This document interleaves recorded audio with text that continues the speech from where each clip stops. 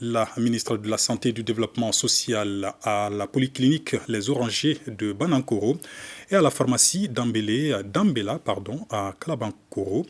Djemina Sangaré veut s'assurer que la structure hospitalière répond aux normes et s'imprégner également des dispositions prises par la pharmacie pour le démarrage très prochain des activités du remède.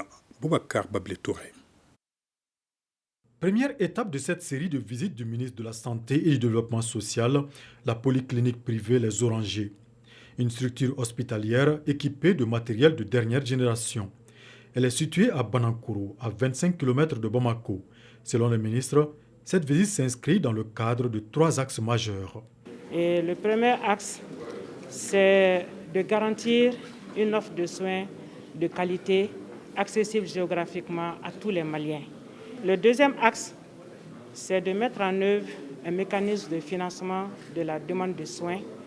Et le troisième axe, c'est d'aider les personnes qui n'ont pas les moyens financiers de se faire soigner à accéder à ces soins. Donc dans ce cadre, tous les services, les établissements de soins, qu'ils soient privés ou publics, doivent participer à l'atteinte des objectifs qu'on s'est fixés. En fait, le ministre vient une fois de plus apporter la caution de l'État par rapport à notre structure. L'inauguration officielle a été faite, mais elle a tenu à venir voir la polyclinique Les Orangers. La seconde étape de cette visite de la chef du département a concerné la pharmacie d'Ambela, sise à Kalabankoro, extension sud.